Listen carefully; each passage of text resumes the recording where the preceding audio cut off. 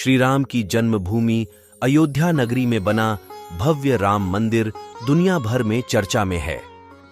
मंदिर में रामलला की प्राण प्रतिष्ठा 22 जनवरी 2024 को होगी। फिलहाल मंदिर की तैयारियां जोरों पर हैं।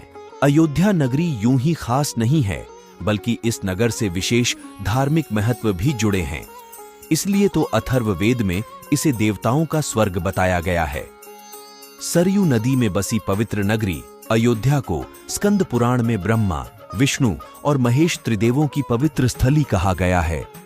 अथर्ववेद में अयोध्या को ईश्वर का नगर बताते हुए इसकी तुलना स्वर्ग से की ग। अयोध्या नगरी के धार्मिक दृष्टिकोण को लेकर एक कथा खूब प्रचलित है, जिसके अनुसार अयोध्या के महाराज विक्रमादित्य एक बार भ्रमण करते हुए सरयू नदी के पास पहुंचे।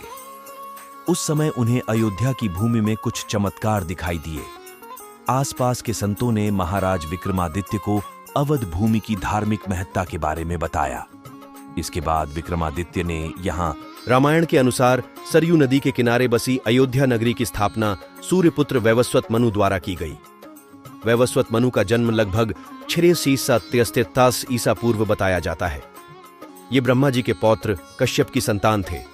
इसके बाद मनु के 10 पुत्र हुए, जिनमें इल, इक्ष्वाकु, कुशनाम, अरिष्ट, धृष्ट, नरिष्यंत, करुष, महाबली, शर्याति और प्रषद थे। इक्ष्वाकु का स्कंद पुराण के अनुसार जिस तरह से काशी भगवान शिव के त्रिशूल पर टिकी है, ठीक इसी तरह से अयोध्या विष्णु जी के सुदर्शन चक्र पर बसी है। इसे लेकर एक पौराणिक कथा है, जिसके अनुसार मनु ब्रह्मा जी के पास एक नगर निर्माण की योजना लेकर पहुंचे। ब्रह्मा जी ने मनु को भगवान विष्णु के पास भेजा।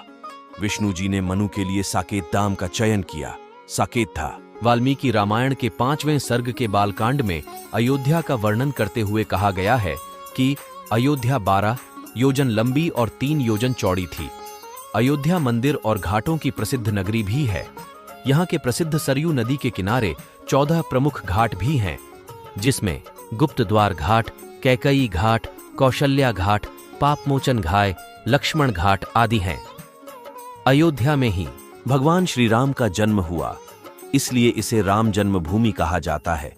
लेकिन इसी के साथ यहाँ कई महान योद्धा, आर्षि मुनि और अवतारी पुरुष भी हुए।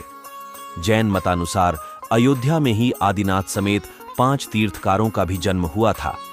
12वीं सदी के आसपास अयोध्या में बड़े पैमाने पर सूफी संतों के भी रहने का प्रमाण मिलता है।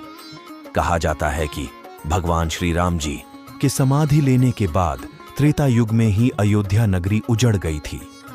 तब श्री राम के पुत्र कुश ने अयोध्या को फिर से बसाया। कुश द्वारा अयोध्या का पुनर्निर्माण कराने के बाद सूर्यवंश की अगली 44 पीढ़ियों तक अयोध्या का अस्तित्व बरकरार रहा। लेकिन महाभारत युद्ध के बाद अयोध्या फिर से उजाड़ हो गई।